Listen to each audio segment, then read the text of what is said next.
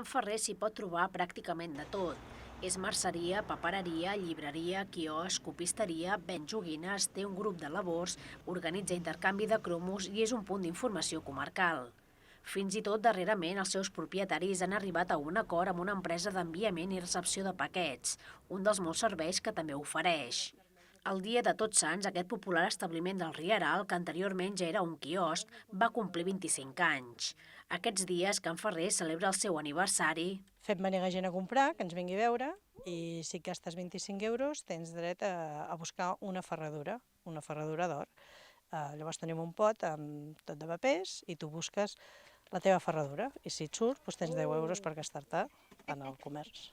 Les ferradures recorden l'origen de la botiga. De fet, aquest espai, que actualment ocupen llibres, revistes i joguines, era l'antiga Farga, que després es va traslladar a la part posterior de la casa.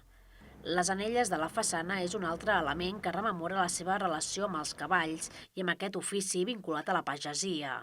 L'esperit de servei ha estat sempre l'ADN de Can Ferrer, també des dels seus inicis, que no van ser fàcils. Com vam començar,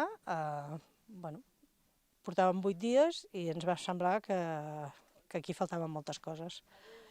I vam dir, o ens hi llancem de cap o ho deixem córrer i lloguem la botiga amb una altra cosa. Vam decidir tirar-nos-hi de cap i així ha sigut. Ens va costar molt que ens vingués molta gent perquè molta gent del poble no venia, però amb els anys hem anat aconseguint que la gent anés entrant. A base de que si et demanaven coses els hi portessis i cada vegada hem anat tenint més productes. A Can Ferrer s'hi han produït anècdotes de tot tipus, confidències de clients i milers de vendes. Al principi tots els dies de la setmana, de dilluns a dissabte i el diumenge al matí, i fa pocs mesos en una nova etapa amb el tancament dissabte a la tarda i arran de la crisi de vendes de la premsa escrita també els diumenges. Can Ferrer encara els pròxims anys amb el mateix esperit de servei d'aquests primers 25 anys i amb la segona generació darrere el taulell disposada a afrontar nous reptes.